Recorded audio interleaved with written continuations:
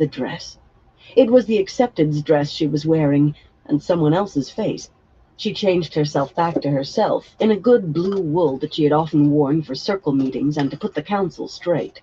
She felt robed in all her old authority as wisdom. "I am well aware of how much I don't know," she said levelly. "But those Aiel, do you realize you could dream yourself into something you could not get out of? Dreams are real here. If you let yourself drift into a fond dream, it could trap you. You'd trap yourself until you died. Will you? There are nightmares walking Tel Riyad, Nynaeve." "Will you let me speak?" Nynaeve barked. Or rather, she tried to bark it. There was rather too much frustrated pleading in there to suit her. Any at all would have been too much. "No, I will not," Egwene said firmly. "Not until you want to say something worth listening to. I said nightmares, and I meant nightmares, Nynaeve. When someone has a nightmare while in Tel Riyad, it is real too. And sometimes it survives after the dreamer has gone. You just don't realize, do you?" Suddenly, rough hands enveloped Nynaeve's arms. Her head whipped from side to side, eyes bulging. Two huge, ragged men lifted her into the air, faces half-melted ruins of coarse flesh, drooling mouths full of sharp, yellowed teeth. She tried to make them vanish. If a wise one dreamwalker could, so could she. And one of them ripped her dress open down the front like parchment. The other seized her chin in a horny, calloused hand and twisted her face toward him. His head bent toward her, mouth opening. Whether to kiss or bite she did not know, but she would rather die than allow either. She flailed for Saidar and found nothing. It was horror filling her, not anger. Thick fingernails dug into her cheeks, holding her head steady. Egwene had done this somehow. Egwene. "Please, Egwene!" It was a squeal, and she was too terrified to care. "Please!" The men, creatures, vanished, and her feet thudded to the floor. For a moment all she could do was shudder and weep. Hastily she repaired the damage to her dress, but the scratches from long fingernails remained on her neck and chest. Clothing could be mended easily in Tel Riyad, but whatever happened to a human? Her knees shook so badly that it was all she could do to stay upright. She half expected Egwene to comfort her, and for once she would have accepted it gladly. But the other woman only said, "There are worse things here, but nightmares are bad enough. I made these and unmade them, but even I have trouble with those I just find. And I did not try to hold them, Nynaeve. If you knew how to unmake them, you could have." Nynaeve tossed her head angrily, refusing to scrub the tears from her cheeks. "I could have dreamed myself away, to Shiriam's study, or back to my bed." She did not sound sulky. Of course she did not. "If you had not been too scared spitless to think of it," Egwene said dryly. "Oh, take that sullen look off your face. It looks silly on you." She glared at the other woman, but it did not work as it usually did. Instead of flaring into argument, Egwene merely arched an eyebrow at her. "None of this looks like Swan Sanche," Nynaeve said to change the subject. What had gotten into the girl? "It doesn't," Egwene agreed, looking around the room. "I see why I had to come by way of my old room in the novices' quarters, but I suppose people do decide to try something new sometimes." "That is what I mean," Nynaeve told her patiently. She had not sounded sulky, and she had not looked sullen. It was ridiculous. "The woman who furnished this room doesn't look at the world the same as the woman who chose what used to be here. Look at those paintings. I don't know what the triple thing is, but you can recognize the other as well as I. They had both seen it happen." "Bonwyn, I should say," Egwene said thoughtfully. "You never did listen to the lectures as you should. It is a triptych. Whatever it is, it's the other that's important." She had listened to the yellows well enough. The rest was a pack of useless nonsense, often as not. "It seems to me that the woman who hung it wants to be reminded how dangerous Rand is. If Swan Sanche has turned against Rand for some reason, Egwene, this could be far worse than just her wanting Elaine back in the tower." "Perhaps," Egwene said judiciously. Maybe the papers will tell us something. You search in here. When I finish with Liana's desk, I will help you. Nynaeve stared indignantly at Egwene's back as she left. You search in here, indeed. Egwene had no right to give her orders. She ought to march right after her and tell her so in no uncertain terms. Then why are you standing here like a lump? She asked herself angrily. Searching the papers was a good idea, and she might as well do so in here as out there. In fact, the Amerlin's desk was more likely to hold something important. Grumbling to herself about what she would do to set Egwene straight, she stalked to the thickly carved table, kicking her skirts with every step. There was nothing on the table except 3 ornately lacquered boxes, arrayed with painful precision. Remembering the sorts of traps that could be set by someone wanting to ensure privacy, she made a long stick to push open the hinged lid of the first, a golden green thing decorated with wading herons. It was a writing case with pens and ink and sand. The largest box, with red roses twining through golden scrolls, held 20 or more delicate carvings of ivory and turquoise, animals and people, all laid Hey, out in Pat the pale Cat, how you gray doing, velvet. bro? As Hope you're she pushed doing up the well. lid of the third Good to box, see you. golden hawks fighting among white clouds in a blue About to do sky, a dab of she some noticed that the first 2 were closed again. lemon pound cake Things crumble. like that happened here. Everything seemed to want to remain as it was in the waking world, and on top of that, if you took your eyes away for a moment, details could be different when you looked back. The third box did hold documents. The stick vanished, and she gingerly lifted out the Yes, top sheet of pretty parchment. much. Formally signed Jolene Aes Sedai, it was a humble request to serve a set of penances Hey, that made Migs, how you Nynaeve doing? wince just scanning them rapidly. Nothing there that mattered except to Jolene. A scrawl at the bottom said "Approved" in angular script. As she reached to put the parchment down, it faded away. The box was closed, too. Sighing, she opened it again.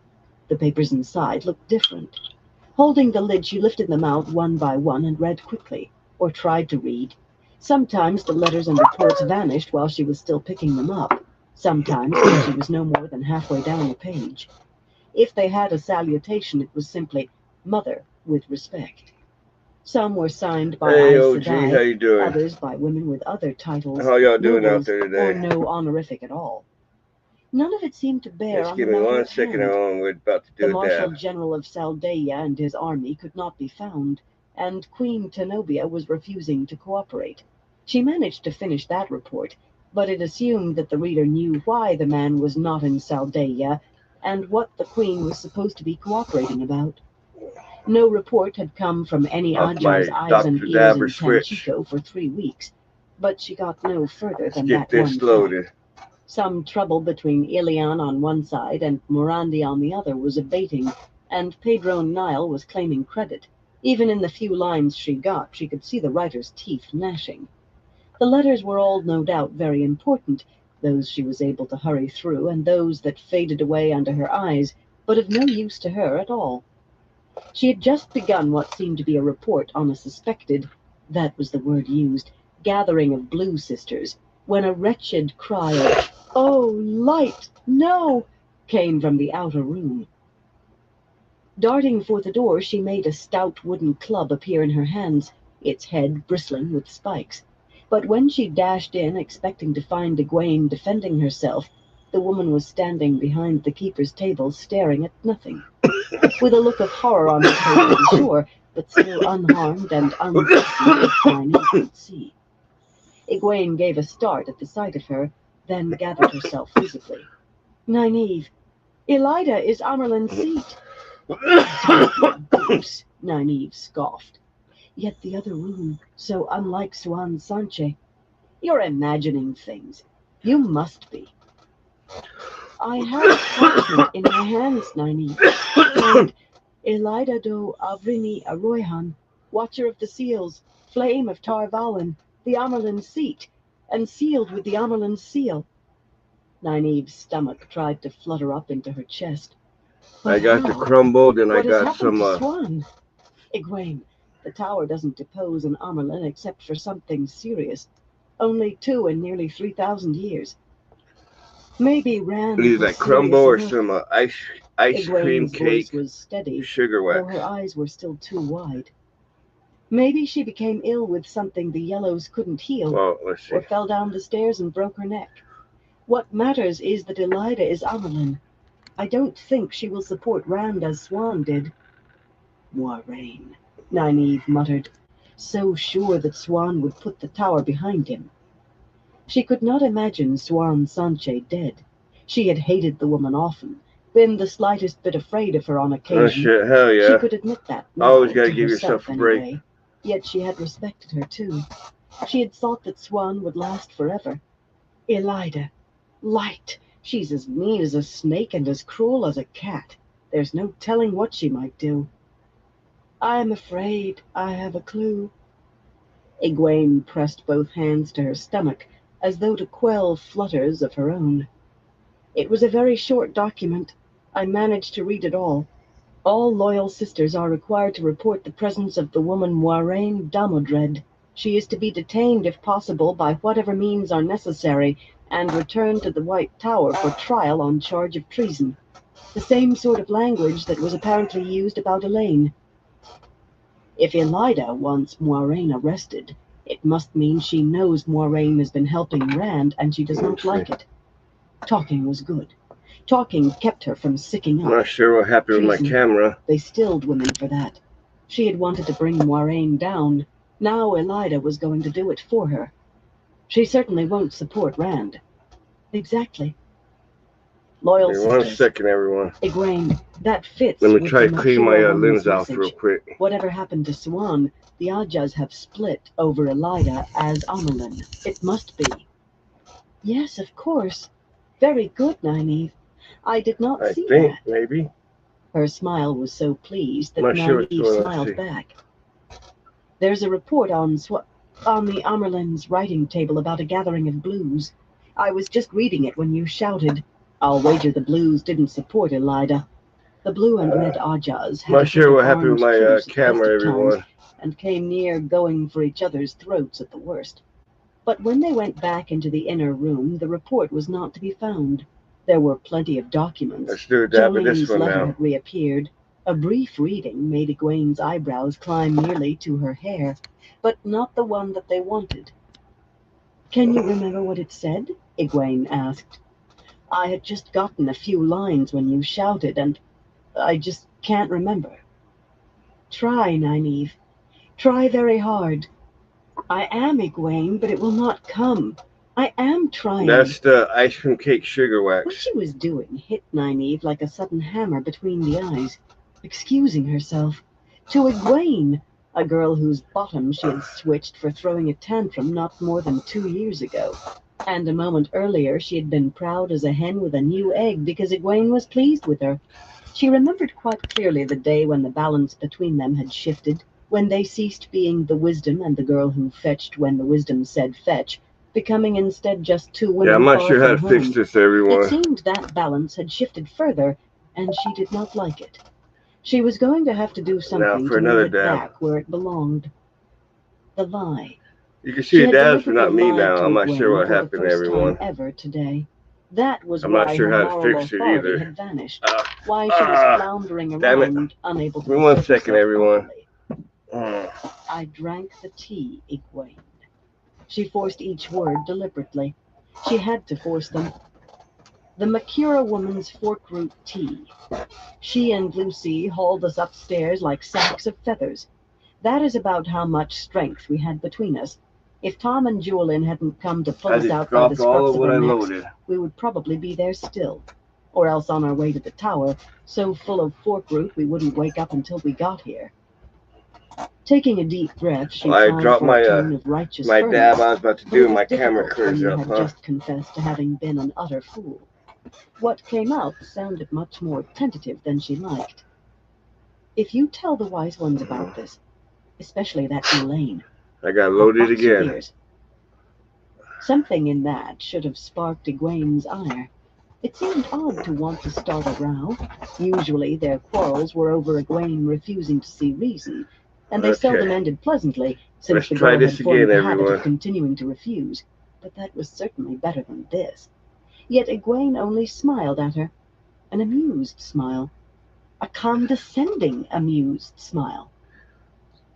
I more than suspected as much, Nynaeve. You used to drone on about herbs day and night, but you never mentioned any plant called forkroot. I was sure you'd never heard of it until that woman mentioned it. You've always tried to put the best face on things. If you fell headfirst into a pigsty, you'd try to convince everybody you did it on purpose. Now what we have to decide— I do no such thing, Nynaeve spluttered. You certainly do. Facts are facts. You might as well stop whining about it and help me decide. Whining? Okay. This was not going at all the way she wanted. They are no such thing. Not facts, I mean. I have never Yeah, done that's a what pretty you good said. movie too. For a moment, Egwene stared at her silently. You will not let go of this, will you? Very well. You lied to me. It was not a lie, she muttered. Not exactly. The other woman ignored her interruption. And you lied to yourself. Do you remember what you made me drink the last time I lied to you? Suddenly a cup was in her hand, full of viscous, sickly green liquid. It looked as if it had been scooped from a scummy, stagnant pond. The only time I ever lied to you. The memory of that taste was an effective discouragement.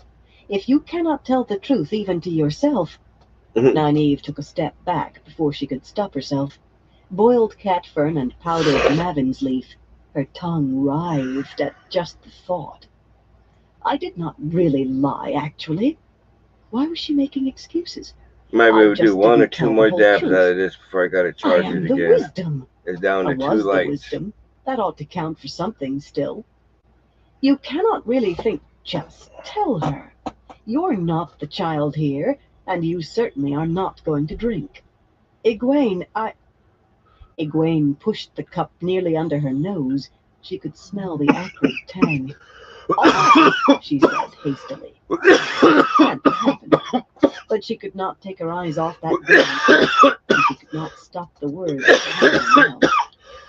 I try to make things look better for myself than they were, sometimes, but never anything important. I've never lied about anything important. Never, I swear. Only small things. The cup vanished, and Nynaeve heaved a sigh of relief. Fool, fool woman. She couldn't have made you drink it. What is wrong with you? What we have to decide, Egwene said, as if nothing at all had happened, is who. Moiraine certainly has and Rand, but if everyone hears of it— the Aiel are peculiar, about Aes Sedai no less than anything else. I think they'll follow Rand as he who comes with the dawn in spite of anything, but once they learn the White Tower is against him, maybe they won't be so fervent. They'll learn sooner or later, Nynaeve muttered. She could not have made me drink it. Later better than sooner, Nynaeve. So don't you go bursting out in a temper and telling the wise ones about this at our next meeting. In fact, it would be best if you didn't mention this visit to the tower at all. That way, maybe you can keep it secret. I am not a fool, Nynaeve said stiffly, and felt a slow burn when Egwene quirked that eyebrow at her again. She was not about to bring the visit up with the wise ones. Not because it was easier to find them behind their backs. Nothing like that. And she was not trying to put a good face on things. It was not fair that Egwene could leap about Tel Riyadh however she wanted, while she had to put up with lectures and bullying. I know you are not, Egwene said, unless you let your temper get the better of you.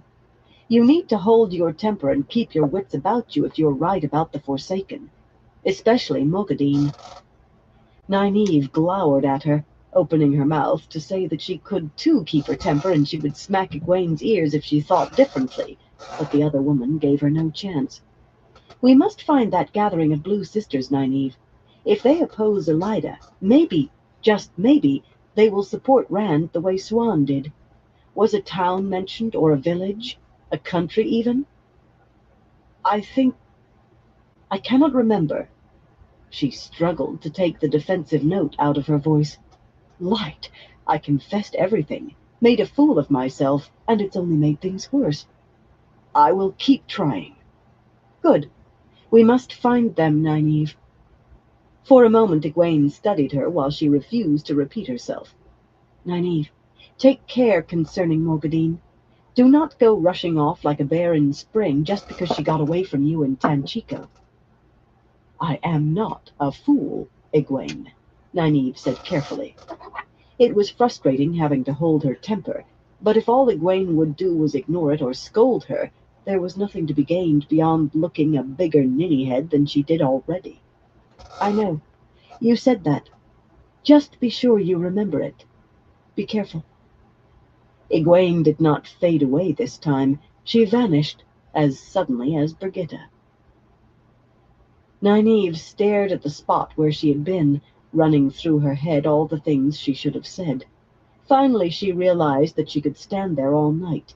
She was repeating herself, and the time for saying anything was past. Grumbling under her breath, she stepped out of Tel Riyadh, back to her bed in Sienda. Egwene's eyes popped open in near total darkness, broken only by a little moonlight streaming in through the smoke hole. She was glad to be under a pile of blankets. The fire was out, and freezing cold filled the tent. Her breath turned to mist in front of her face. Without raising her head, she scanned the interior. No wise ones. She was still alone. That was her biggest fear on these solitary excursions into Tel Riyadh, returning to find Amis or one of the others waiting for her. Well, maybe not her biggest fear. The dangers in the world of dreams were every bit as great as she had told Nynaeve, but a big one nonetheless.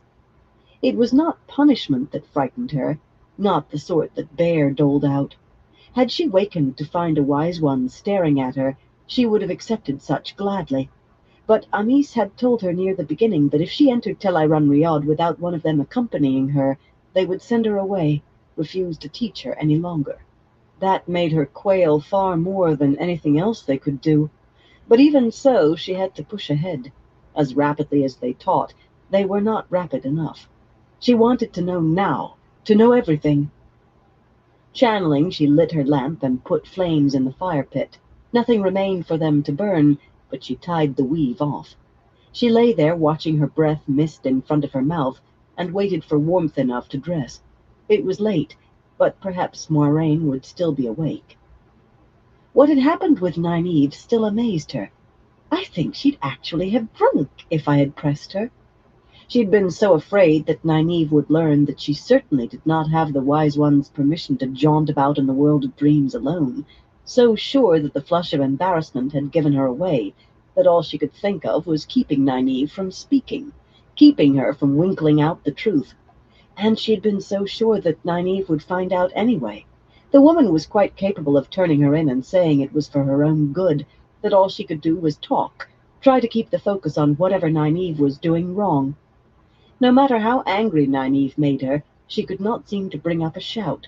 And with all of that, somehow, she had gained the upper hand. Come to think of it, Moiraine seldom raised her voice, and when she did, she was least effective in having what she wanted done. It had been so even before she began behaving so strangely with Rand. The Wise Ones never yelled at anyone either, except each other sometimes, and for all their grumping about the chiefs no longer listening, they still seemed to get their way much more often than not. There was an old saying that she had never really understood before. He strains to hear a whisper who refuses to hear a shout. She would not shout at Rand again. A quiet, firm, womanly voice, that was the thing. For the matter, she ought not to shout at Nynaeve either. She was a woman, not a girl throwing tantrums. She found herself giggling. She especially ought not to raise her voice with Nynaeve when speaking calmly produced such results. The tent finally seemed warm enough, and she scampered out, dressing quickly. She still had to break ice in her water pitcher before she could wash the sleep out of her mouth. Tossing the dark woolen cloak about her shoulders, she untied the strands of fire. Fire by itself was dangerous to leave tied, and as the flames vanished, ducked out of the tent. Cold closed on her like an icy vice as she hurried through the camp. Only the nearest tents were really visible to her, low, shadowed shapes that could have been part of the rugged earth, save that the camp extended for miles into the mountainous land to either side. These tall, jagged peaks were not the spine of the world. That was much higher, and lay days to the west yet. She approached Rand's tent hesitantly. A sliver of light showed along the tent flap. A maiden seemed to rise out of the ground as she came closer, horn bow on her back, quiver at her waist, and spears and buckler in hand. Egwene could not make out any others in the darkness, but she knew they were there, even here surrounded by 6 clans, all claiming loyalty to the Kara Karn. The Miagoma were somewhere to the north, paralleling their march. Timolan would not say what his intentions were. Where the other clans were, Rand did not seem to care. His attention was all on the race for Jangai Pass. "Is he awake, Inayla?" she asked. Moon shadows shifted on the maiden's face as she nodded. "He does not sleep enough. A man cannot go without rest." She sounded for all the world like a mother fretting over her son. A shadow beside the tent stirred, became Avienda with her shawl wrapped around her. She did not seem to feel the cool, only the hour. "I would sing him a lullaby if I thought it might work. I have heard of women being kept awake all night by an infant, but a grown man should know that others would like to have their blankets." She and Inayla shared a quiet chuckle. Shaking her head over Aiel's strangeness, Egwene bent to peer through the crack. Several lamps lit the interior. He was not alone. Natael's dark eyes looked haggard, and he stifled a yawn. He at least wanted sleep. Rand lay sprawled close by one of the gilded oil lamps, reading a battered leather-bound book. One translation or another of the prophecies of the dragon, if she knew him at all. Abruptly he flipped back through the pages, read, then laughed. She tried to tell herself there was nothing of madness in that laugh, only bitterness. "A fine joke," he told Natael, snapping the book shut and tossing it to him. "Read page 287 and page 400, and tell me if you don't agree." Egwene's mouth tightened as she straightened. He really should be more careful with a book. She could not speak to him, not in front of the Gleeman. It was a shame that he had to use a man he barely knew for company. No, he had Avienda and the chiefs often enough, and Lan every day, and Matt sometimes. "Why don't you join them, Avienda? If you were there, maybe he'd want to talk of something besides that book." "He wanted to talk with the Gleeman, Egwene, and he seldom does that in front of me or anyone. Had I not left, he and Natael would have." "Children are a great worry, I have heard," Inayla laughed. "And sons the worst. You may find out the truth of this for me, now that you have given up the spear." Hey, gear changer, how you doing? Avienda gave her a Hope you're moonlit doing frown well, and bro. stalked back to her place against the side of the tent like an offended cat. Inayla seemed to think that funny, too. She clutched her sides, laughing. Muttering to herself about Aiel humor, she almost never understood it, Egwene made her way to Moiraine's tent, not far from Rand's. Here, too, there was a sliver of light, and she knew that the Aes Sedai was awake. Moiraine was channeling, only tiny amounts of the power, but still enough for Egwene to sense. Lan lay sleeping nearby, wrapped in his warder's cloak. Except for his head and boots, the rest of him seemed part of the night. Gathering her cloak, she held her skirts up and tiptoed so as not to wake him. His breathing did not change, but something made her look at him again. Moonlight glinted on his eyes, open and watching her. Even as she turned her head, they closed again. Not another muscle stirred. He might never have awakened at all. Sometimes the man unnerved her. Whatever Nynaeve saw in him, she could not Shit. Well, hope your Kneeling doctor's beside the tent appointments go flap, she well, peered gear in. changer. Moiraine sat surrounded by the glow of Saidar, a small blue stone that usually hung on her forehead, dangling from her fingers in front of her face. It shone, adding a bit to the light of a single lamp. The fire pit held only ashes. Even the smell was gone. "May I come in?" She had to repeat herself before Moiraine answered. "Of course." The light of Saidar faded away, and the Aes Sedai began fastening the fine golden chain back into her hair. You were eavesdropping on Rand? Egwene settled herself beside the other woman. Yeah, It cheers was to as you cold too. in the tent as it was outside. She channeled flames atop the ashes in the fire pit and tied the flow. You said you would not do it again. Yeah, cheers to you too. I said that since the wise ones could watch his dreams, we should allow him It's some privacy. They almost have not asked 12:30 again since he shut them out, a.m. and I So have not midnight. offered. Remember that they have their own goals, which may not be those of the tower. As quickly as that, they had come to it. Egwene was still not sure how to tell what she knew without betraying herself to the wise ones, but perhaps the only method was to just tell it, and then feel her way. Elida is Amerlin, Moiraine. I do not know what has happened to Swan. How do you know? Moiraine said quietly. Did you learn something dream-walking? Or has your talent as a dreamer finally manifested itself? No shit. That was her way out. Some of the Aes Sedai in the So tower it's already thought she said in the might be a evening for dreamer, you. a woman whose dreams foretold the future. She did have dreams that she knew were significant, but learning to interpret them was another matter. The wise ones said the knowledge had to come from within, and none of the Aes Sedai had been any more help. Rand sitting down in a chair, and somehow she knew that the chair's owner would be murderously angry at having her chair taken. That the owner was a woman was as much as she could pick out of that, and not a thing more. Sometimes the dreams were complex. Perrin lounging with Fail on his lap, kissing her while she played with the short-cut beard that he wore in the dream. Behind them 2 banners waved, a red wolf's head and a crimson eagle. A man in a bright yellow coat stood near to Perrin's shoulder, a sword strapped to his back. In some way she knew that he was a tinker, though no tinker would even touch a sword. And every bit of it except the beard seemed important. The banners, Fail kissing Perrin, even the tinker.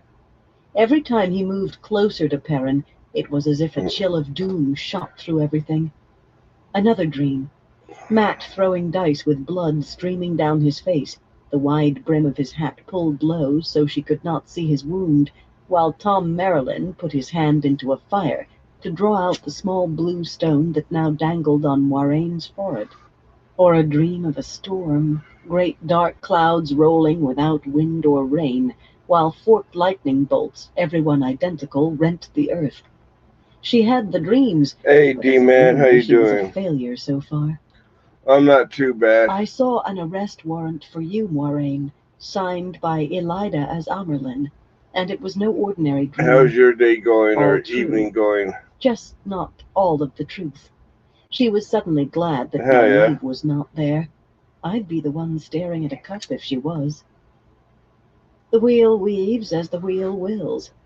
Perhaps it will not matter so much if Rand takes the Aiel across the dragon wall. I doubt that Elida has continued to approach rulers, even if she knows that Swan was doing so. Is that all you can say?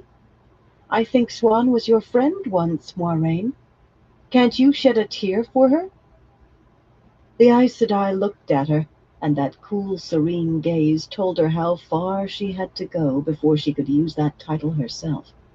Sitting, Egwene was nearly a head taller, and she was stronger in the power besides.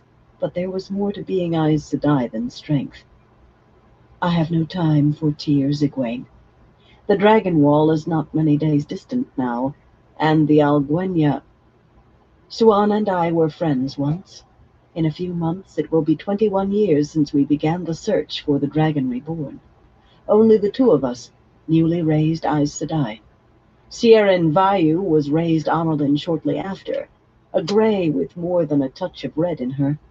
Had she learned what we intended, we would have spent the rest of our lives doing penance with red sisters watching us even while we slept. There is a saying in Kyrian, though I have heard it as far away as Tarabon and Saldeia. Take what you want, and pay for it. Swan and I Yeah, took that the I path we starting wanted, that and we knew we would have to pay for it well, eventually. I do not see starting how you can to be so prep the calm. 100 centimeter Swan could be one. dead, Or even to still, start up a D-man. Elida will either oppose Rand I'm gonna have altogether to or do try it to in hold him somewhere on the until kitchen Tarman table. guide him. And the You kitchen know she'll never table's let a man who can channel run free. just barely could be At long least enough. not everyone is behind Elida. Some of the Blue Aja are gathering somewhere. I don't know where yet. And I think others have left the tower too. Nynaeve said that she was given a message about all sisters being welcome to return to the tower by an eyes and ears of the yellow. If blues and yellows have both gone, others must have. And if they oppose Elida, they may support Rand. Moiraine sighed, a soft sound. Do you expect me to be happy that the White Tower has split apart? I am Aes Sedai, Egwene. I gave my life to the Tower long before I ever suspected the dragon would be reborn in my lifetime. The Tower has been a bulwark against the Shadow for 3,000 years. It has guided rulers to wise decisions, stopped wars before they began, Okay, cool. halted I wars know. that did begin. That humankind even remembers that the Dark One waits to escape, that the last battle will come, is because I'm of just the saying that I'm Tower. prepping mine The Tower, here soon. whole and united. I Just could that almost tomorrow is wish gonna that be every sister had sworn to Elida. there's gonna be Whatever happened to my Swan? brother, most hated girl, is gonna be And doing a Rand? tattoo live. Egwene kept her voice just He's as gonna be steady, just finishing as off the one smooth. on my leg. The flames were beginning to put a little warmth into the air, but Moiraine had just added her own chill. The dragon reborn. You yourself said that he cannot be ready for Tarman Gaiden unless he is allowed his freedom, both to learn and to affect the world. The Tower United could take him prisoner despite all the Aiel in the waste. Moiraine smiled a small smile. You learn. Cool reason is always better than hot words. But you forget that only 13 sisters linked can shield any man from Saidin, and even if they do not know the trick of tying flows, fewer can hold that shield. I know you are not giving up, Moiraine. What do you mean to do? I mean to deal with the world as I find the world for as long as I can.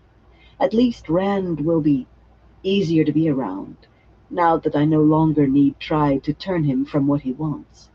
I suppose I should be happy that he does not make me fetch his wine. He does listen most of the time, even if he seldom gives any sign what he thinks of what I tell him. I will leave you to tell him about Swan and the Tower. That would avoid awkward questions.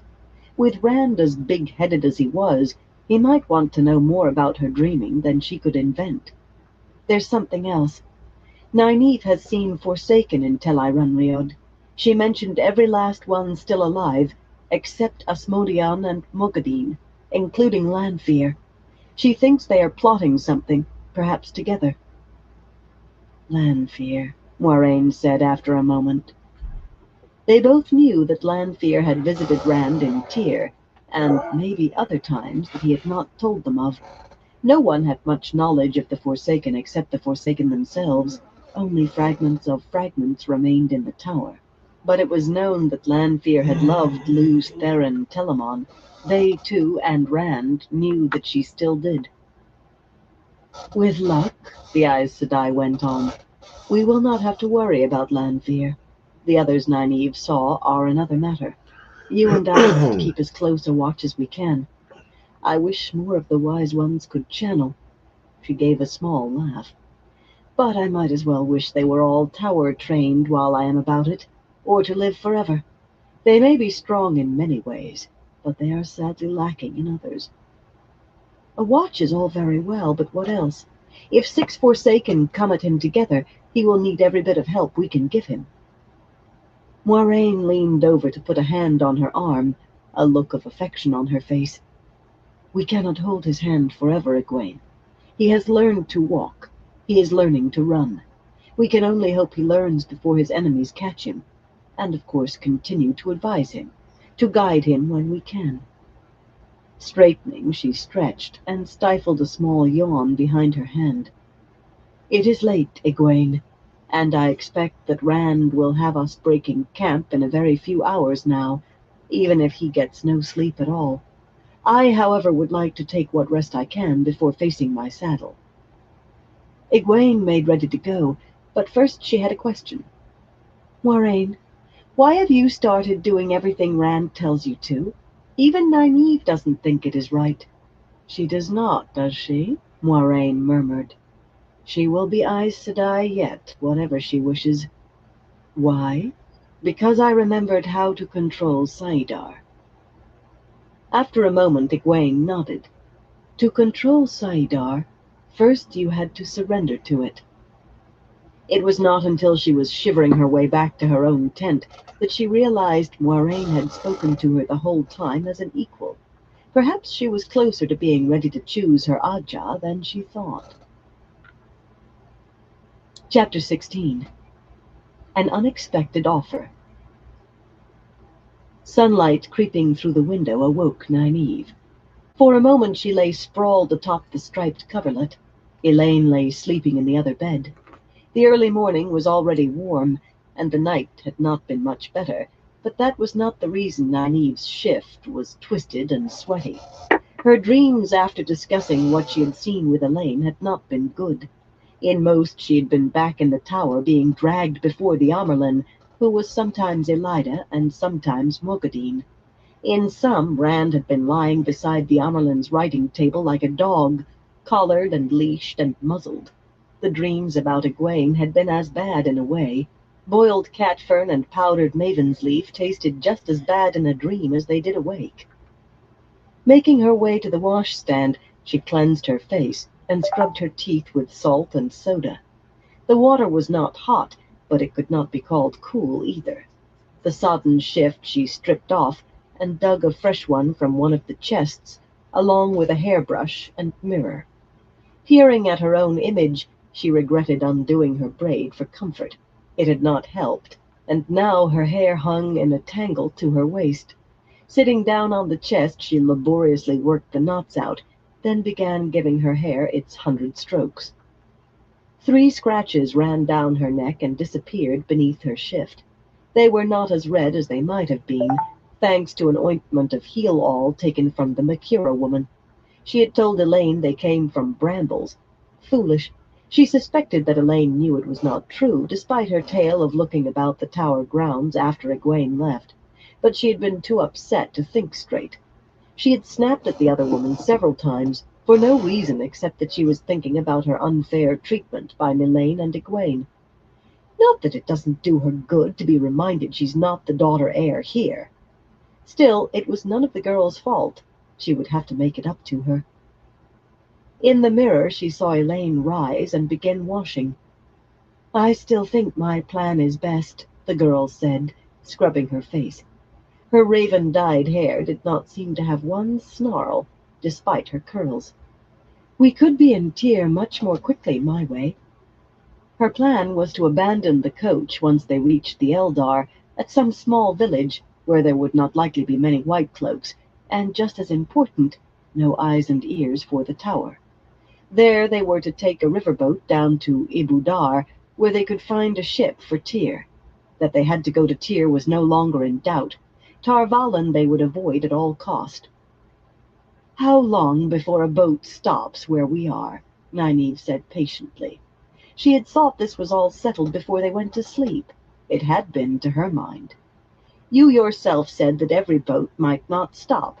And how long do we wait in Ibudar before we find a ship for Tyr?" Putting the brush down, she began remaking her braid. "The villagers hang out a flag if they want a boat to put in, and most will. And there are always ships for anywhere in a seaport the size of Ibudar." As if the girl had ever been in a seaport of any size before leaving the tower with Nynaeve. Elaine always thought that whatever she had not learned of the world as daughter heir of Andor, she had learned in the tower, even after plenty of proof to the contrary. And how dare she put on that forbearing tone with her? "We are not likely to find that gathering of blues on a ship, Elaine." Her own plan was to stick with the coach, cross the rest of Amadicia, then Altara and Morandi to Far Madding in the hills of Kintara, and over the plains of Moredo to Tyr. It would certainly take longer, but aside from the chance of finding that gathering somehow, coaches very rarely sank. She could swim, but she was not comfortable with land completely out of sight. Patting her face dry, Elaine changed her shift and came to help with doing the braid. Nynaeve was not fooled. She would hear about boats again. Her stomach did not like boats. Not that that had influenced her decision, of course. If she could bring Aes Sedai to Rand's aid, it would be well worth the longer travel time. "Have you recalled the name?" Elaine asked, weaving the strands of hair. "At least I remembered there was a name. Light. Give me time." She was sure there had been a name. A town it would have to be, or a city. She could not have seen the name of a country and forgotten it. Drawing a long breath, she took a hold on her temper and went on in a milder tone. "I will remember it, Elaine. Just give me time." Elaine made a non-committal sound and continued braiding. After a bit, she said, "Was it really wise to send Birgitta looking for Mogadine?" Nynaeve shot the young woman a sidelong frown, but it rolled off her like water off oiled silk. As a change of subject, this was not the one she would have chosen. "Better we find her than she finds us." "I suppose so. But what will we do when we find her?" She had no answer for that. But it was better to be the hunter than the hunted, however roughly it went. The Black Ajah had taught her that. The common room was not crowded when they went down, yet even at that early hour there was a sprinkling of pale cloaks among the patrons, mostly on older men, all with officers' rank. No doubt they preferred to eat from the inn's kitchens rather than what white-cloak cooks dished up in the garrison. Nynaeve would almost rather have eaten on a tray again, but that little room was like a box. All of these men were intent on their food, the white cloaks no less than the others. Surely it was quite safe. Cooking smells filled the air. Apparently these men wanted beef or mutton even first thing in the morning. No sooner did Elaine's foot leave the last step than Mistress Jaron bustled up to offer them, or the Lady Morellin rather, a private dining room. Nynaeve never shifted her eyes toward Elaine, but the other woman said, "I think we will eat here. I seldom have the opportunity to eat in a common room, and I quite enjoy it, really. Have one of your girls bring us something cooling. If the day is like this already, I fear I'll swelter before we reach the next stop." It was a constant wonder to Nynaeve that haughty manner never got them thrown bodily into the street. She had met enough lords and ladies by now to know that nearly all behaved in that fashion, but still, she would not have put up with it for a minute. The innkeeper, though, bobbed a curtsy, smiling and dry-washing her hands, then showed them to a table near a window looking onto the street, and scurried away to do Elaine's bidding. Perhaps that was her way of getting back at the girl. They were off by themselves, well away from the men already at other tables, but anyone walking by could stare in at them, and if any of their food was hot, which she hoped it was not, they were as far from the kitchens as it was possible to be. When it came, breakfast consisted of spicy muffins, wrapped in a white cloth and still warm, and pleasant even so, yellow pears, blue grapes that looked a bit wizened, and some sort of red things that the serving girl called strawberries, though they looked like no berry that Nynaeve had ever seen. They certainly did not taste anything like straw, especially with clotted cream spooned on top. Elaine claimed to have heard of them, but then she would. With a lightly spiced wine supposedly cooled in the spring house, one sip told her that the spring was not very cool, if there was one. It made a refreshing morning meal. The nearest man was 3 tables away, and he wore a dark blue woolen coat, a prosperous tradesman, perhaps, but they did not talk. Plenty of time for that when they were on the road again, and could be sure that there was no danger of sharp ears. Nynaeve finished her food well before Elaine. The way the girl took her time quartering a pear, you would think they had all day to sit at table. "I thought it was you, Elaine, but the hair put me off at first." Nynaeve stared at Galad, Elaine's half-brother. Stared was the word, of course. Tall and steely slender, dark of hair and eye, he was the most handsome man she had ever seen. Handsome was not enough. He was gorgeous. She had seen women cluster around him in the tower, even Aes Sedai, all of them smiling like fools. She wiped the smile from her own face. But she could do nothing about her racing heart, nor make herself breathe properly. She did not feel anything for him. It was just that he was beautiful. Take hold of yourself, woman. What are you doing here? She was pleased that she did not sound strangled. It was not fair for a man to look like that. And what are you doing wearing that? Elaine's voice was low, but it still held a snap. Nynaeve blinked and realized he wore a shirt of shining mail and a white cloak with 2 golden knots of rank beneath the flaring sun. She felt color rising in her cheeks, staring at a man's face so hard that she had not even seen what he was wearing. She wanted to hide her own face from humiliation. He smiled, and Nynaeve had to take a deep breath. I am here because I was one of the children recalled from the north, and I am a child of the light because it seemed the right thing to do. Elaine, when you two and Egwene vanished, it did not take long for Gawain and me to find out that you were not doing penance on a farm, whatever we were told. They had no right to involve you in their plots, Elaine. Any of you. You seem to have attained rank very quickly, Nynaeve said. Did the fool man not realize that talking of Aes Sedai plots here was a good way to get them both killed? Eamon Valda seemed to think my experience warranted it, wherever gained. His shrug dismissed rank as unimportant. It was not modesty, precisely, but not pretense either. The finest swordsman among those who came to study with the warders in the tower, he had also stood high in the classes on strategy and tactics, but Nynaeve could not remember him boasting about his prowess, even in jest. Accomplishments meant nothing to him, perhaps because they came so easily. Does Mother know of this? Elaine demanded, still in that quiet voice. Her scowl would have frightened a wild boar, though. Galad shifted just a hair, uneasily. There's been no good time to write her. But do not be so sure she will disapprove, Elaine. She is not so friendly with the North as she was. I hear a ban may be made law. I sent her a letter, explaining. Elaine's glare had transformed to puzzlement. She must understand. She trained in the tower. Keep your voice down, he said, low and hard. Remember where you are. Elaine flushed a deep red, but whether in anger or embarrassment, Nynaeve could not say. Abruptly she realized that he had been speaking as quietly as they, and carefully, too. He had not mentioned the tower once, or Aes Sedai. Is Egwene with you? He went on. No, she replied, and he sighed deeply. I had hoped. Gawain was nearly unhinged with worry when she disappeared. He cares for her, too. Will you tell me where she is? Nynaeve took note of that, too. The man had become a white cloak, yet he cared for a woman who wanted to be Aes Sedai. Men were so strange, they were hardly human sometimes. We will not, Elaine said firmly, the crimson receding from her cheeks. Is Gawain here, too? I will not believe he has become a...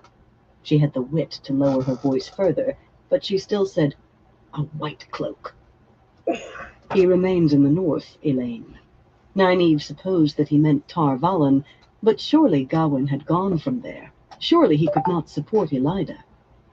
You cannot know what has happened there, Elaine, he continued. All the corruption and vileness in that place bubbled to the top as it had to. The woman who sent you away has been deposed. He looked around and dropped his voice to a momentary whisper, despite no one being close enough to overhear. Stilled and executed. Taking a deep breath, he made a disgusted sound. It was never a place for you, or for Egwene. I have not been long with the children, but I am certain my captain will give me leave to escort my sister home. That is where you should be, with Mother. Tell me where Egwene is, and I will see that she is brought to Caemlyn too. You will both be safe there. Nynaeve's face felt numb, stilled, and executed. Not an accidental death or illness. That she had considered the possibility did not make the fact less shocking. Rand had to be the reason. If there had ever been any small hope that the tower might not oppose him, it was gone. Elaine showed no expression at all, her eyes staring at the distance. "I see my news shocks you," he said in a low voice. "I do not know how deeply that woman meshed you in her plot, but you are free of her now. Let me see you safely to Camelin. No one need know you had any more contact with her than the other girls who went there to learn. Either of you." Nynaeve showed him her teeth in what she hoped looked like a smile. It was nice to be included, finally. She could have smacked him. If only he were not so good-looking. "I will think on it," Elaine said slowly. "What you say makes sense, but you must give me time to think." "I must think." Nynaeve stared at her. It made sense. The girl was blathering. "I can give you a little time," he said, "but I do not have much if I am to ask leave. We may be ordered—" Suddenly there was a square-faced, black-haired white cloak, clapping Galad on the shoulder and grinning widely. Older, he wore the same 2 knots of rank on his cloak. "Well, young Galad, you can't keep all the pretty women for yourself. Every girl in town sighs when you walk by, and most of their mothers as well. Introduce me." Galad scraped back his bench to stand. "I thought I knew them when they came downstairs, Trom. But whatever charm you think I possess, it does not work on this lady. She does not like me, and I think she will not like any friend of mine. If you practice the sword with me this afternoon, perhaps you can attract one or two." "Never with you around," Trom grumped good-naturedly. "And I'd sooner let the farrier pound my head with his hammer than practice against you." But he let Galad start him for the door, with only a regretful look at the 2 women. As they left, Galad shot a glance back at the table, full of frustration and indecision. No sooner were they out of sight than Elaine stood. "Nana, I need you upstairs." Mistress Jaren materialized at her side, inquiring if she had enjoyed her repast, and Elaine said, "I require my driver and footman immediately. Nana will settle the bill." She was moving for the stairs before she finished speaking. Nynaeve stared after her, then dug out her purse and paid the woman, making assurances that everything had been to her mistress's liking, and trying not to wince at the price. Once rid of the woman, she hurried upstairs. Elaine was stuffing their things into the chests any which way, including the sweaty shifts they had hung on the ends of the beds to dry. "Elaine, what's the matter?" "We must leave immediately, Nynaeve. At once." She did not look up until the last article was crammed in. Right this minute, wherever he is, Galad is puzzling over something he may never have faced before. 2 things that are right, but opposite. To his mind, it is right to tie me to a pack-horse if necessary and haul me to Mother, to salve her worries and save me from becoming Aes Sedai whatever I want. And it is also right to turn us in, to the White Cloaks or the army or both. That is the law in Amadicia, and White Cloak law, too. Aes Sedai are outlawed here, and so is any woman who has ever trained in the tower. Mother met Aelron once to sign a trade treaty, and they had to do it in Altara because Mother could not legally enter Amadicia. I embraced Saidar the moment I saw him, and I won't let it go until we are far from him." "Surely you exaggerate, Elaine. He is your brother." "He is not my brother." Elaine drew a deep breath and let it out slowly. "We had the same father," she said in a calmer voice, "but he is not my brother. I will not have him. Nynaeve, I've told you time and again, but you will not take it in. Galad does what is right. Always. He never lies. Did you hear what he said to that Trom fellow? He didn't say he did not know who we are. Every word he said was the truth. He does what is right, no matter who is hurt by it, even himself, or me. He used to tell on Gawain and me for everything, and on himself, too. If he decides the wrong way, we will have White Cloaks lying in ambush for us before we reach the edge of the village." A tap sounded at the door, and Nynaeve's breath caught in her throat. Surely Galad would not really— Elaine's face was set, ready to fight. Hesitantly, Nynaeve cracked the door. It was Tom, and Julian with that fool hat in his hand. "My lady wants us?" Tom asked, with a touch of servility for anyone who might overhear. Able to breathe again, not caring who was listening, she snatched the door the rest of the way open. "Get in here, you two." She was growing tired of them looking at one another every time she spoke. Before she had the door shut again, Elaine said, "Tom, we must leave right away." The determined look had left her face, and anxiety filled her voice. "Galad is here. You must remember what a monster he was as a child.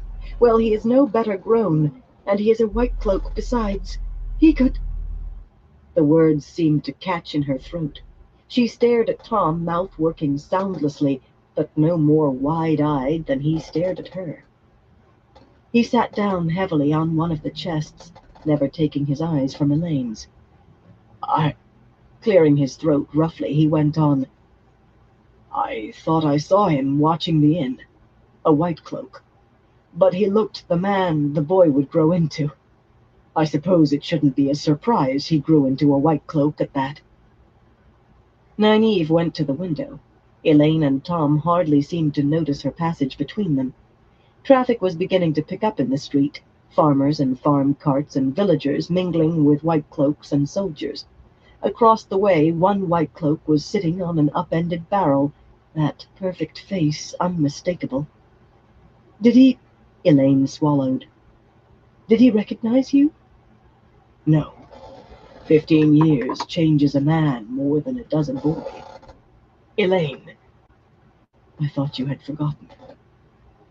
"I remembered in Tanchico, Tom." With a wavering smile, Elaine reached out and tugged one of his long mustaches. Tom smiled back almost as unsteadily. He looked as if he was contemplating a leap from the window.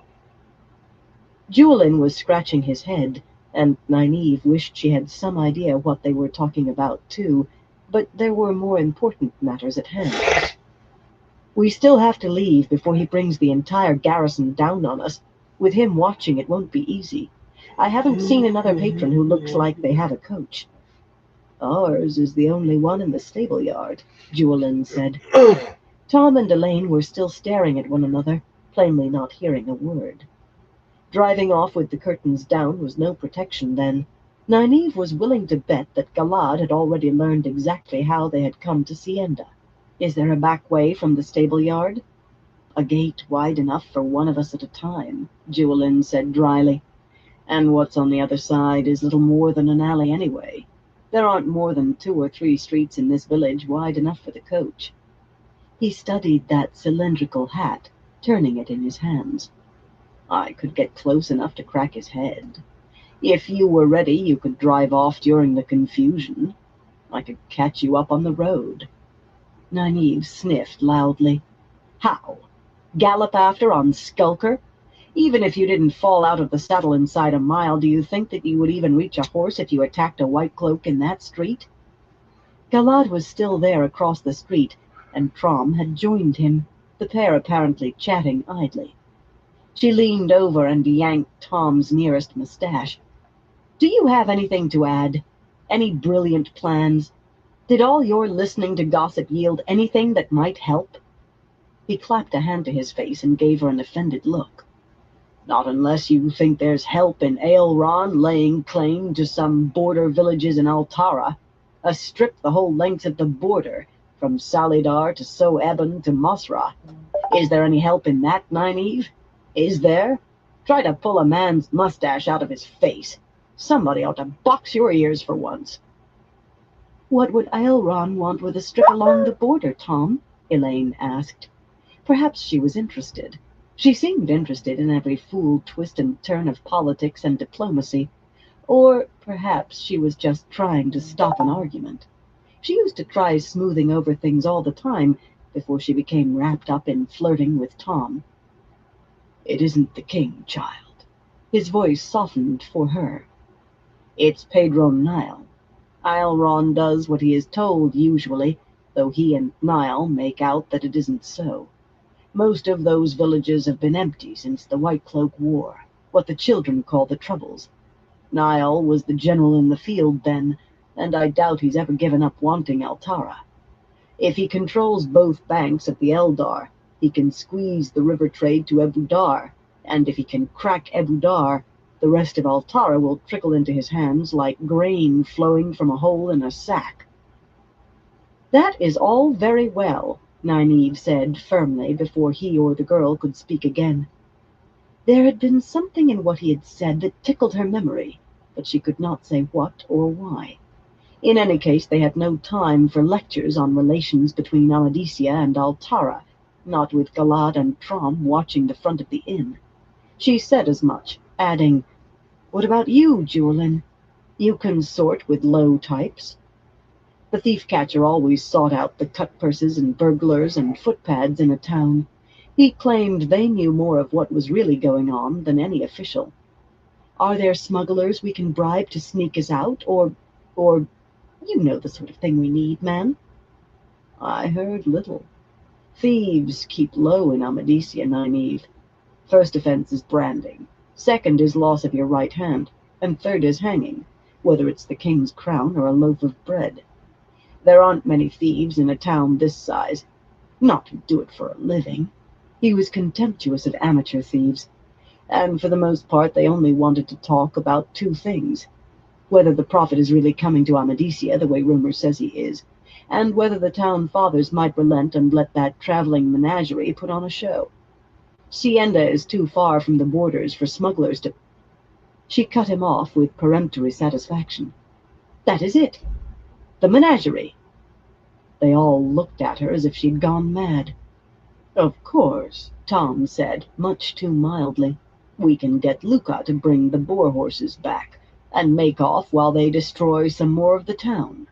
I don't know what you gave him, Nynaeve, but he threw a rock at us as we were driving off."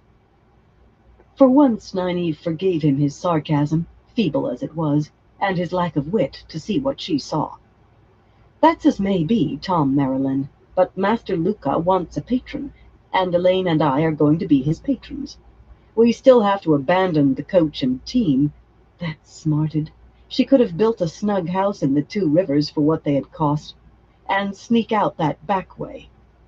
Tossing open the chest with the leaf-shaped hinges, she rooted through clothes and blankets and pots and everything that she had not wanted to leave behind with the wagon full of dyes. She had made sure that the men packed everything except the harness, until she came to the gilded caskets and the purses. "Tom, you and Julian go out by that back gate and find a wagon and team of some sort. Buy some supplies and meet us on the road back to Luca's camp." Regretfully, she filled Tom's hand with gold, not that it would count. There was no telling what things would cost, and she did not want him wasting time bargaining. "That is a wonderful idea," Elaine said, grinning. "Galad will be looking for 2 women, not a troop of animals and jugglers, and he will never think we would head for Gildan." Nynaeve had not thought of that. She had intended making Luca head straight for Tyr. A menagerie such as he had put together, with tumblers and jugglers in addition to animals, could earn its way almost anywhere, she was sure. But if Galad did come looking for them, or send someone, it would be to the east, and he might be smart enough to look even in a menagerie. Men did show brains sometimes, usually when you least expected it. "That was the first thing I thought of, Elaine." She ignored a sudden faint taste in her mouth, the acrid memory of boiled cat fern and powdered maven's leaf. Tom and Julian protested, of course. Not the idea as such, but they seemed to think that one of them remaining behind could protect her and Elaine against Galad and any number of white cloaks. They did not seem to realize that if it came to that, channeling would do more than the pair of them and 10 more besides. They still seemed troubled, but she managed to push them both out with the stern injunction, "And don't you dare come back here. We will meet you on the road." "If it comes to channeling," Elaine quietly said once the door was shut, "we will quickly find ourselves facing the whole White Cloak garrison, and probably the army garrison as well. The power doesn't make us invincible. All it will take is 2 arrows." "We will worry about that when it comes," Nynaeve told her. She hoped the men had not thought of that. If they had, likely one of them would lurk about and probably rouse Galad's suspicions if he was not careful. She was ready to accept their help when it was needed. Rhonda Makura had taught her that, though having to be rescued like a kitten down a well still galled. But it would be when she thought it necessary, not they. A quick trip downstairs found Mistress Jaron. Her lady had changed her mind. She did not think she could face the heat and dust of travel again so quickly. She intended to nap, and did not want to be disturbed until a late supper that she would send down for. Here was the coin for another night's lodging. The innkeeper was very understanding of a noble lady's delicacy, and how inconstant their desires. Nynaeve thought Mistress Jaron would be understanding of anything short of murder, so long as the reckoning was paid. Leaving the plump woman, Nynaeve cornered one of the serving girls for a moment. A few silver pennies changed hands, and the girl darted off in her apron to find two of the deep bonnets that Nynaeve said looked so shady and cool. Not the sort of thing her lady would wear, of course, but they would do nicely for her. When she got back to the room, Elaine had the gilded casket on a blanket with the dark polished box holding the recovered terangrial and the wash-leather purse that held the seal. The fat purses of coin lay beside Nynaeve's scrip on the other bed. Folding the blanket, Elaine tied the bundle with some stout cord from one of their chests. Nynaeve had saved everything. She regretted leaving it all behind now. It was not just the expense. Not only that. You never knew when something was going to come in handy. Take the two woolen dresses that Elaine had laid out on her bed. They were not fine enough for a lady, and too fine for a lady's maid, but if they had left them in Mardisen as Elaine had wanted, they would be in a fine fix for clothing now. Kneeling, Nynaeve rummaged in another chest. A few shifts, two more wool dresses for changes. The pair of cast-iron frying pans in a canvas bag were perfectly good, but too heavy, and the men would certainly not forget replacements for those. The sewing kit in its neat bone-inlaid box. They would never think to buy so much as a pin. Her mind was only partly on her selections, though. "You knew Tom before?" she asked, in what she hoped was a casual tone. She watched Elaine from the corner of her eye while pretending to concentrate on rolling stockings. The girl had begun pulling out clothes of her own, sighing over the silks before putting them aside. She froze with her hands deep in one of the chests, and she did not look at Nynaeve. "He was court-bard in Camelin when I was little," she said quietly. "I see." She did not see at all. How did a man go from a court-bard entertaining royalty, the next thing to a noble, to a glee-man wandering from village to village? "He was Mother's lover after Father died." Elaine had gone back to choosing, and she said it so matter-of-factly that Nynaeve gaped. "Your mother's?" The other woman still was not looking at her, though. "I did not remember him until Tanchico. I was very small. It was his mustaches, and standing close enough to look up at his face, and hearing him recite part of the great Hunt of the Horn. He thought I'd forgotten again." Her face colored slightly. "I drank too much wine, and the next day I made out that I could not remember anything." Nynaeve could only shake her head. She remembered the night the girl had filled her fool self with wine. At least she had never done that again. Her head the next morning had seemed an effective cure. Now she knew why the girl behaved as she did with Tom. She had seen the same back in the Two Rivers a few times. A girl just old enough to really think of herself as a woman. Who else would she measure herself against except her mother? And sometimes, who better to compete against, to prove that she was a woman? Usually it led to no more than trying to be better at everything from cooking to sewing, or maybe some harmless flirting with her father. But in the case of one widow, Nynaeve had seen the woman's nearly grown daughter make a complete fool of herself, trying to capture the man her mother intended to marry. The trouble was, Nynaeve had no idea what to do about this silliness in Elaine.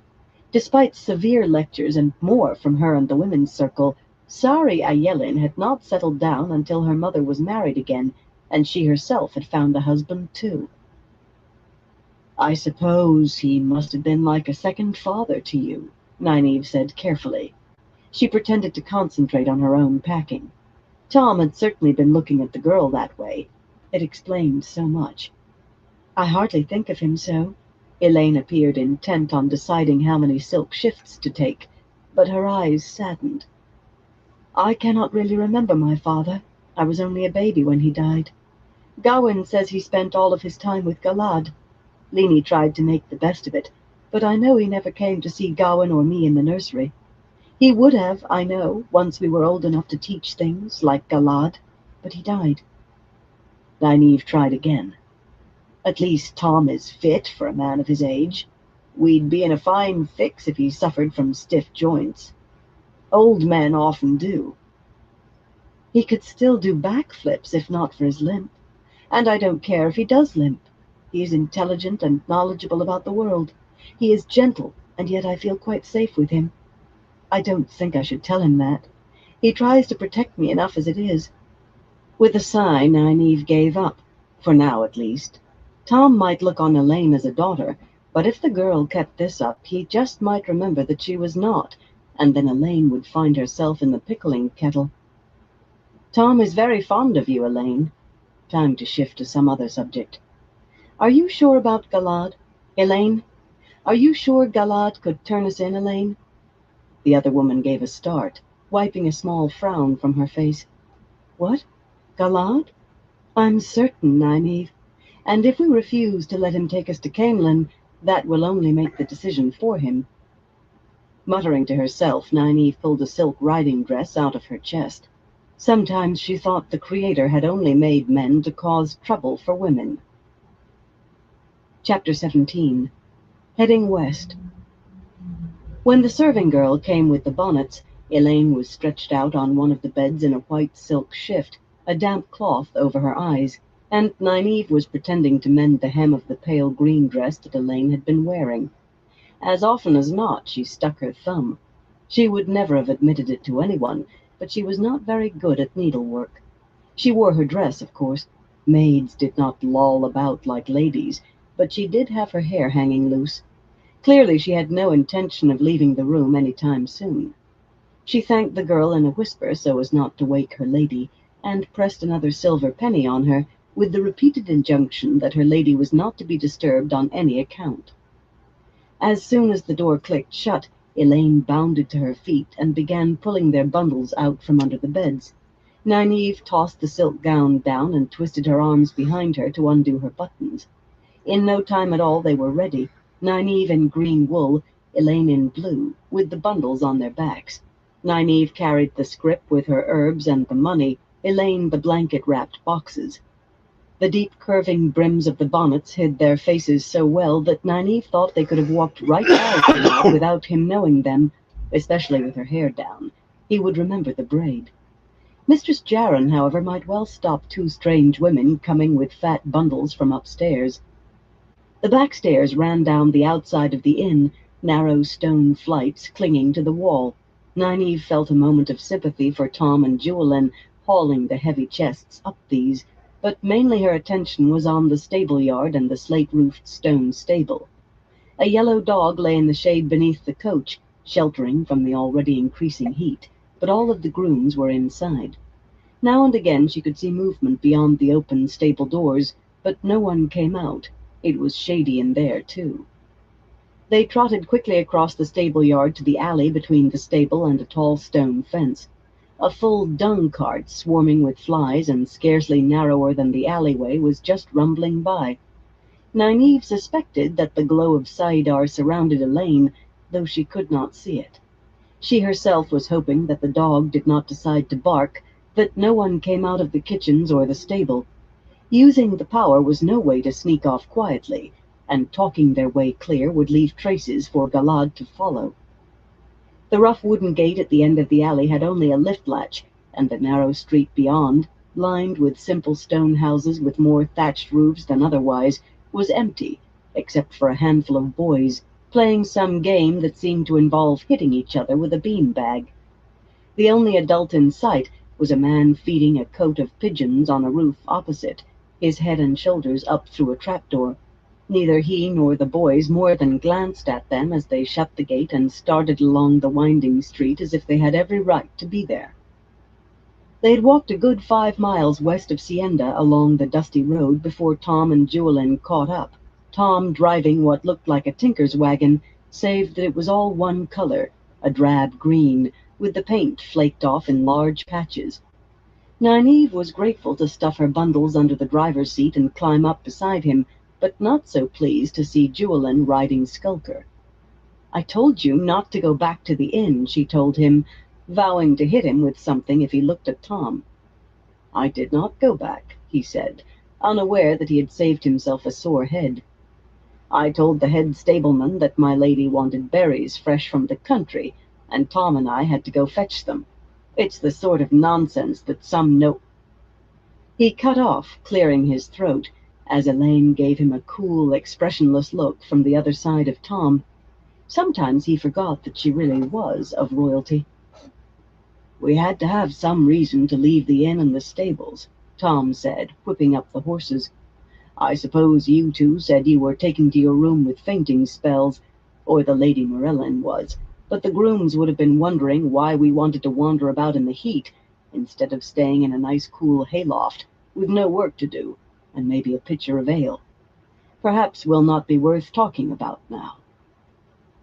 Elaine gave Tom a level look, no doubt for the fainting spells, that he pretended not to see, or perhaps did not. Men could be blind when it suited them. Nynaeve sniffed loudly. He could not miss that. He certainly cracked his whip over the lead horses sharply enough right after. It was all just an excuse so they could take turns riding. That was another thing men did, made excuses to do exactly what they wanted. At least Elaine was frowning at him slightly instead of simpering. There is something else I learned last night, Tom went on after a time. Padrone Nile is trying to unite the nations against Rand. Not that I don't believe it, Tom, Nynaeve said, but how could you learn that? I cannot think some white cloak simply told you. Too many people were saying the same thing, Nynaeve. There's a false dragon in Tyr. A false dragon, and never mind prophecies about the stone of Tyr falling or Kalendor. This fellow is dangerous, and the nations ought to unite, the way they did in the Aiel War. And who better to lead them against this false dragon than Padrone Nile? When so many tongues say the same thing, the same thought exists higher up, and in Amadisia, not even Aelron expresses a thought without asking Nile first. The old gleeman always seemed to put together rumors and whispers and come up with right answers far more often than not. No, not a gleeman. She had to remember that. Whatever he might claim, he had been a court bard, and had probably seen court intrigue like that in his stories at close hand, perhaps even dabbled in it himself, if he had been Morghez's lover. She eyed him sideways, that leathery face with bushy white eyebrows, those long mustaches as snowy as the hair on his head. There was no accounting for some women's taste. It isn't as if we should not have expected something like this. She never had, but she should have. Mother will support Rand, Elaine said. I know she will. She knows the prophecies, and she has as much influence as Padrone Nile. The slight shake of Tom's head denied the last, at least. Morghez ruled a wealthy nation, but there were white cloaks in every land and from every land.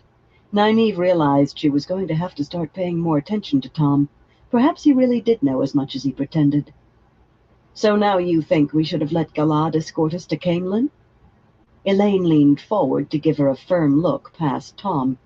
Certainly not. For one thing, there is no way to be sure that that would be his decision.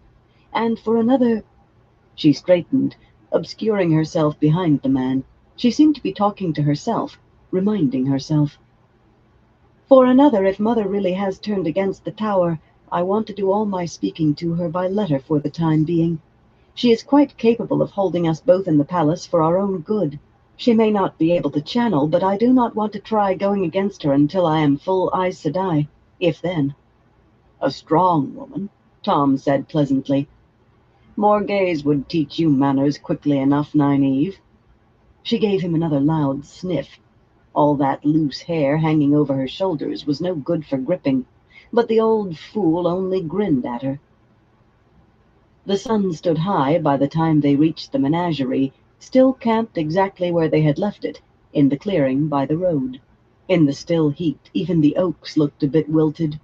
Except for the horses and the great gray boar horses, the animals were all back in their cages, and the humans were out of sight too, no doubt inside the wagons that looked not much different from theirs.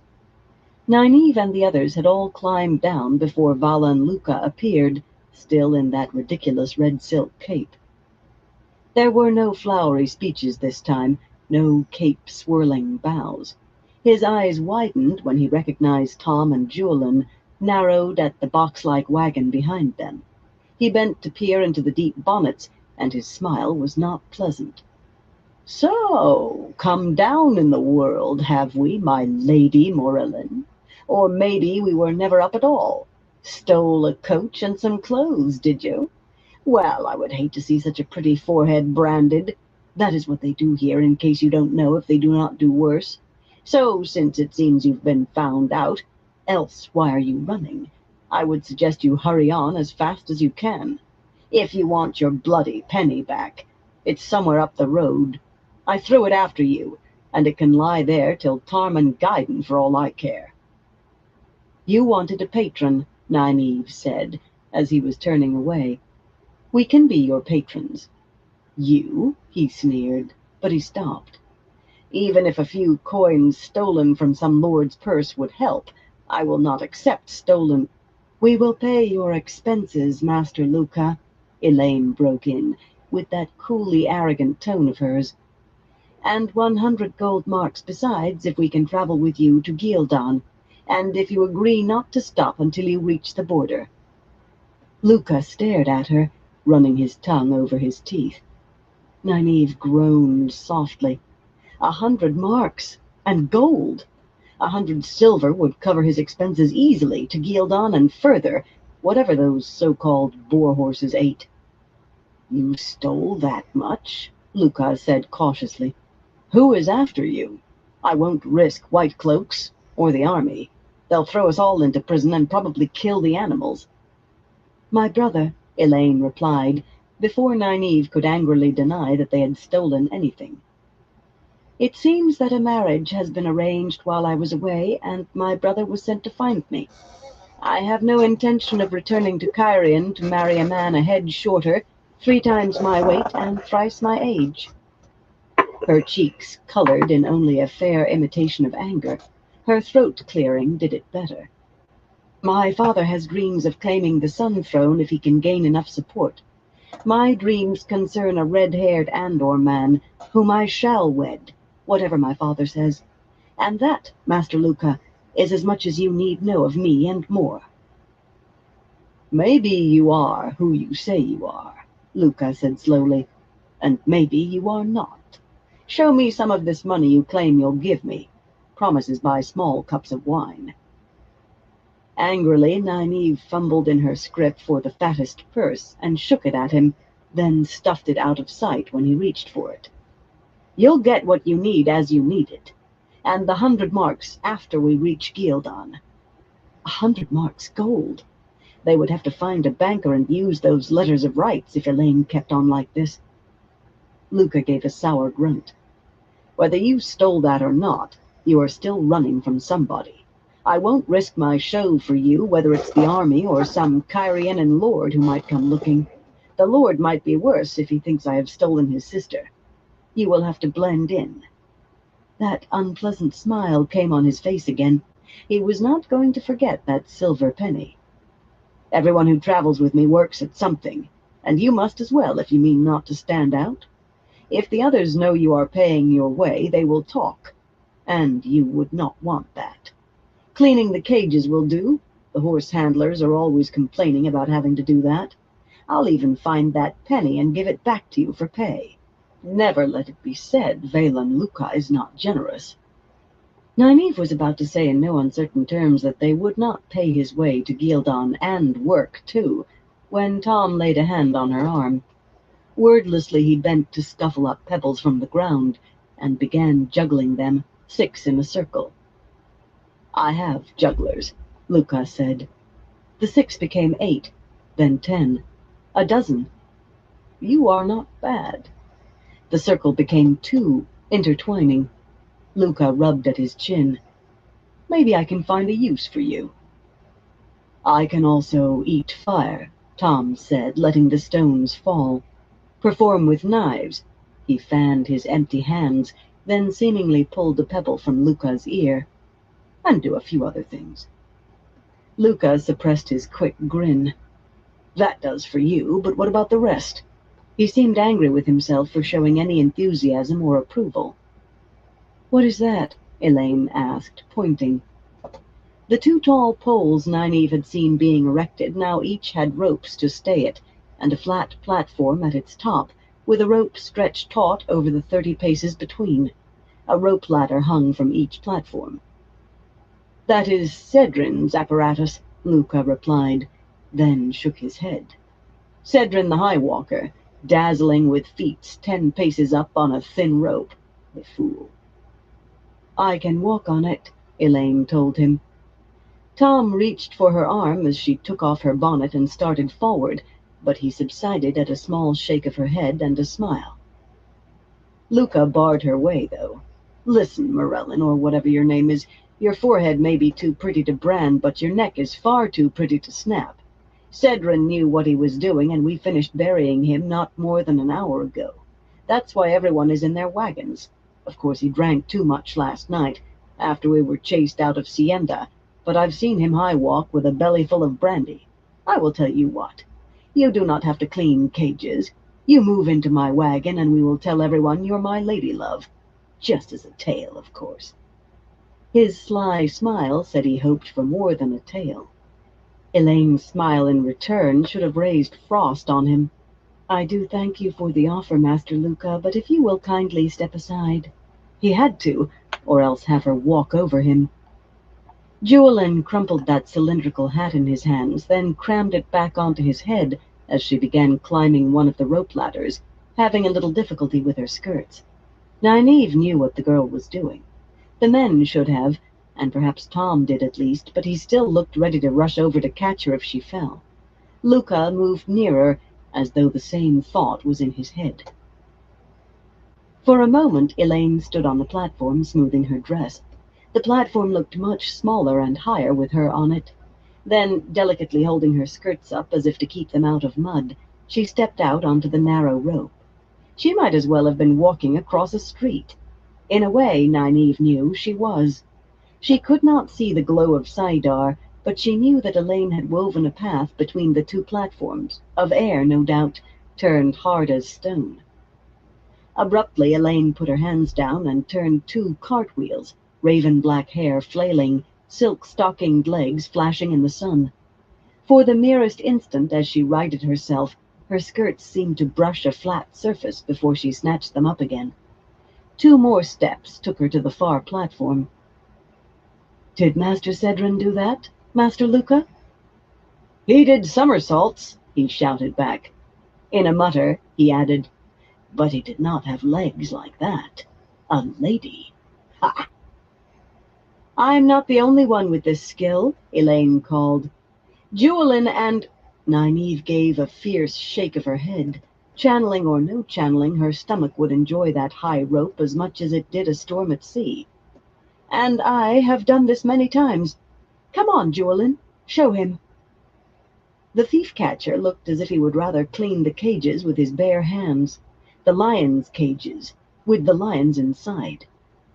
He closed his eyes, mouth moving in a silent prayer, and went up the rope ladder in the manner of a man mounting the scaffold. At the top he stared from Elaine to the rope with a fearful concentration. Abruptly he stepped out, walking rapidly, arms stretched out to either side, eyes fixed on Elaine and mouth moving in prayer. She climbed partway down the ladder to make room for him on the platform, then had to help him find the rungs with his feet and guide him down. Tom grinned at her proudly as she came back and took her bonnet from Nynaeve.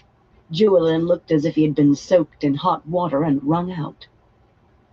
That was good, Luca said, rubbing his chin judiciously. Not as good as Cedrin, mind, but good. I especially like the way you make it seem so easy, while Jewelin pretends to be frightened to death. That will go over very well.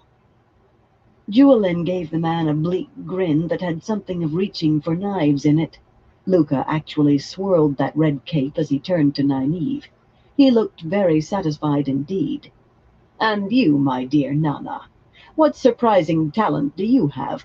Tumbling, perhaps? Swallowing swords? I dole out the money, she told him, slapping the scrip. Unless you want to offer me your wagon."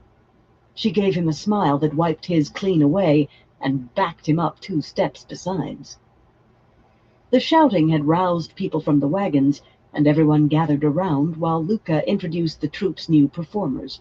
He was rather vague about Nynaeve, merely calling what she did startling. She needed to have a talk with him. The horse handlers, as Luca called the men who had no performing talent, were a scruffy, surly lot in general, perhaps because they were paid less. There were not very many of them, compared to the number of wagons. In fact, it turned out that everyone helped with the work, including driving the wagons. There was not much money in a traveling menagerie, even one like this. The others were a mixed lot. Petra, the strong man, was the biggest man Nynaeve had ever seen. Not tall, but wide. His leather vest showed arms the size of tree trunks. He was married to Clarine, the plump, brown-cheeked woman who trained dogs. She looked undersized beside him. Latelle, who performed with the bears, was a stern-faced, dark-eyed woman with short black hair and the beginnings of a sneer permanently on her lips. Aludra, the slender woman who was supposed to be an illuminator, might even have been one. She did not wear her dark hair in Tarabonner braids, not surprising given the feelings in Amadisia, but she had the proper accents, and who could say what had happened to the Guild of Illuminators? Their chapter house in Tanchico had certainly closed its doors. The acrobats, on the other hand, claimed to be brothers named Chavana, but though they were all short, compact men, they ranged in coloring from green-eyed Tearic, his high cheekbones and hooked nose proclaiming Saldean blood, to Barrett, who was darker than Julian and had sea-folk tattoos on his hands, though he wore no earrings or nose rings. All but Latelle greeted the newcomers warmly. More performers meant more people attracted to the show, and more money. The 2 jugglers, Barry and Kin, they really were brothers, it turned out, engaged Tom in talk of their trade, once they found out that he did not work the same way they did. Drawing more people was one thing, competition another. Yet it was the pale-haired woman who cared for the boar horses who attracted Nynaeve's immediate interest. Sarandon stood stiffly on the fringes and barely spoke. Luca claimed she had come from Shara with the animals, but her soft, slurred manner of speech made Nynaeve's ears go to points. It took a little time to get their wagon in place. Tom and Julian seemed more than pleased to have the horse handlers help with the team, sullenly as it was given, and invitations were given to Nynaeve and Elaine. Petra and Clarine asked them to have tea once they were settled. The Chavanas wanted the 2 women to have supper with them, and Kin and Barry did too, all of which made Latelle's sneer become a scowl. Those invitations they declined gracefully, Elaine perhaps a bit more so than Nynaeve. The memory of herself goggling at Galad like a frog-eyed girl was too fresh for her to be more than minimally polite to any man.